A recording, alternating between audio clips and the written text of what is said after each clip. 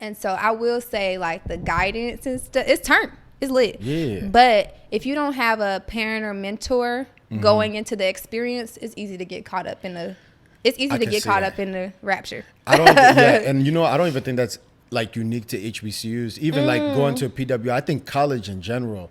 Even when we were in high school, like we all have those people that peaked in high school. Yeah. You get the same people that peaked in college. And it's like those things that you focus on so much in those spaces, like you said, they don't translate to adult life. And we're gonna get to adult life in a second. Because we're gonna talk about, because we both sort of moved to Charlotte around the same time. And so, okay, that's interesting to hear that about HBCU life. I always find it interesting, competition amongst a monolithic group. So when you so I went to white school. So it's straight white people. We're Catholic.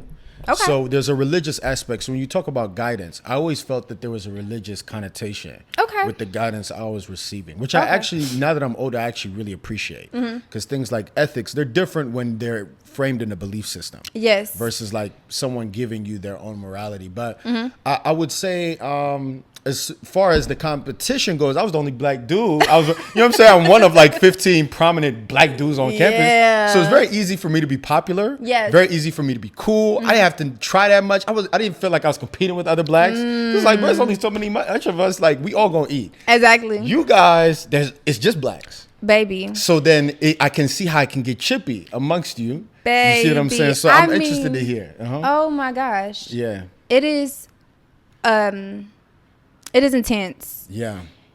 And it forces you to be your best self. Like, in so many aspects, you go on campus, right? Yeah. And you think you the baddest thing walking. You think you the baddest thing walking. Right.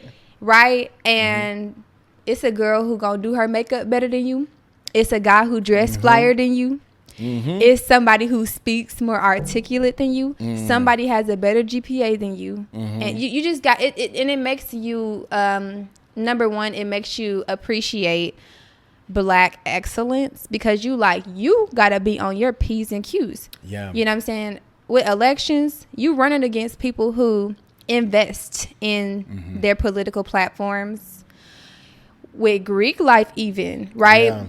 There's so many people who go out for these organizations, D9 and non-D9, honestly, right? Because there's Greek life that exists on HBCU campuses that is not D9. Oh, wow. But they go out, but it's black people. It's legitimate. You know what I'm saying? Who are on their P's and Q's, who go out for these organizations, and they are on it. And so don't come in there thinking, I'm black.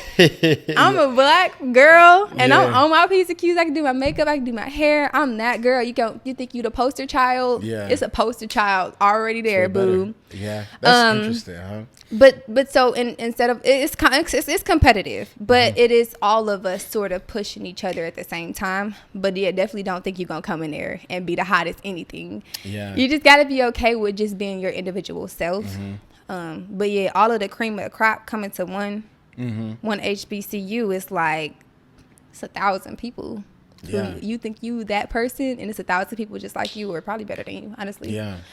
So then I have one last question for you on the topic. Yeah. And I'll sort of preface it with my thoughts.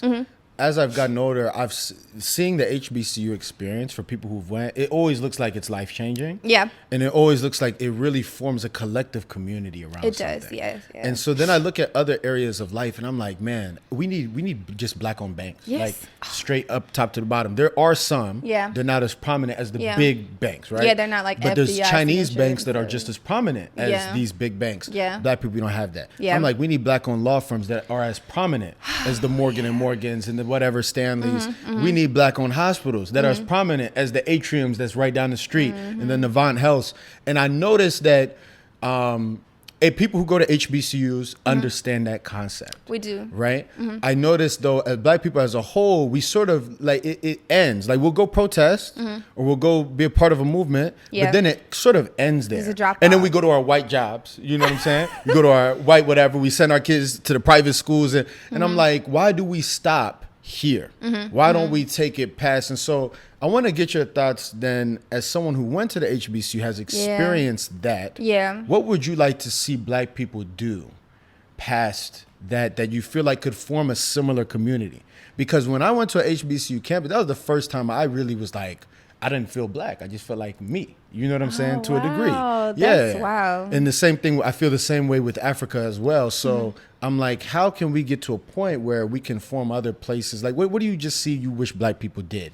What do I wish black people did?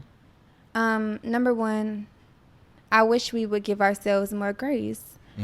Because there's a system in place that